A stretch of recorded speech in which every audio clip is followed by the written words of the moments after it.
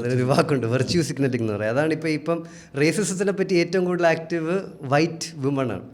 നോക്കുകയാണെങ്കിൽ വൈറ്റ് ആൾക്കാരുടെ റേസിസം, ഇപ്പം നമ്മളൊരു റേസിസ്റ്റ് തമാശ ഉണ്ടാക്കുകയാണെങ്കിൽ അതിൽ ഒഫൻഡഡ് ആവുന്നത് വൈറ്റ് ആൾക്കാരാണ്. കാരണം അവർക്ക് ഗിൽറ്റുണ്ട്, അവർക്ക് അവരുടെ പ്രിവിലേജിൻ്റെ ഗിൽറ്റുണ്ട്. അപ്പോൾ അവർക്ക് ആ വെർച്യൂ സിഗ്നലിംഗ് ചെയ്താലേ അവർക്കൊരു നോർമാലിറ്റി അല്ലെങ്കിൽ ആ ഒരു സാധനത്തിലോട്ട് വരാൻ പറ്റുള്ളൂ.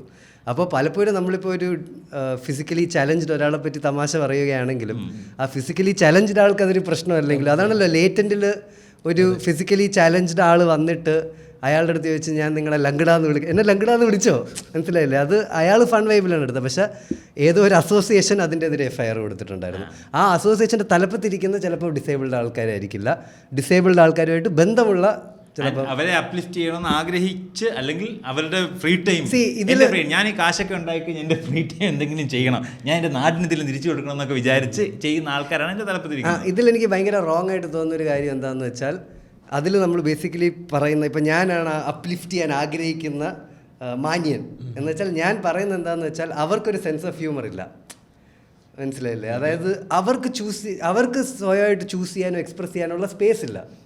അതായത് അവർക്ക് ഇതിനെപ്പറ്റി ഒഫൻഡഡ് ആയ ഞാനാണ് അവരെ റെപ്രസെന്റ് ചെയ്യുന്ന എന്ന് ഞാൻ എന്നെ ചെറുതായിട്ട് സെൽഫ് അപ്പോയിന്റ് ചെയ്തിരിക്കുകയല്ലേ. അവരെന്ന് പറഞ്ഞാൽ അവരാണ് ഒഫൻസ് എടുക്കുന്നതും പ്രതികരിക്കുന്നതും.